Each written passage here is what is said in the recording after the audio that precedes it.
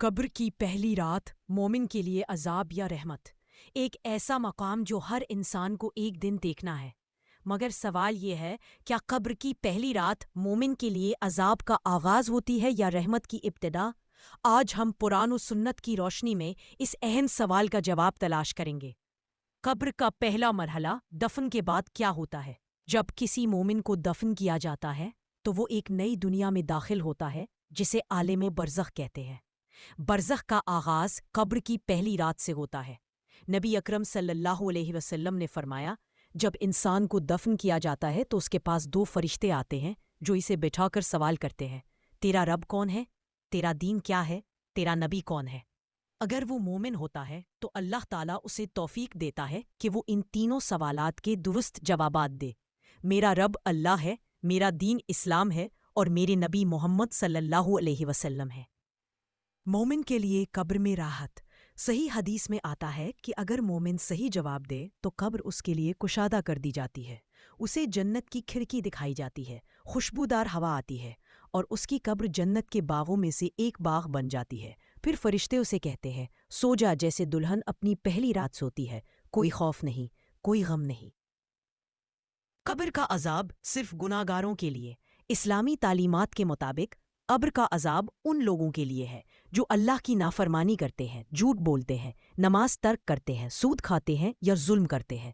لیکن جو ایمان، نماز، صدقہ اور تقوی کے ساتھ زندگی گزارتا ہے، اس کے لیے قبر رحمت بن جاتی ہے۔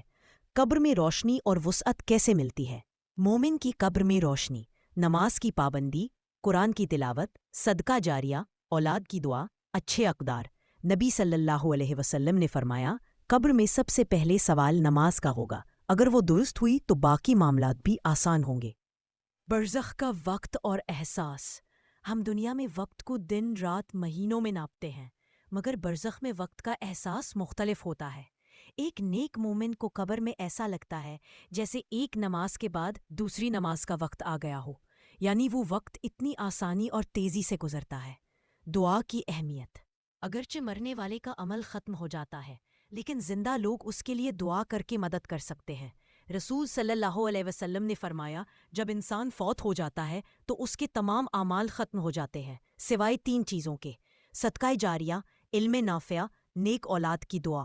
قبر کی پہلی رات ایمان والوں کے لیے بشارت۔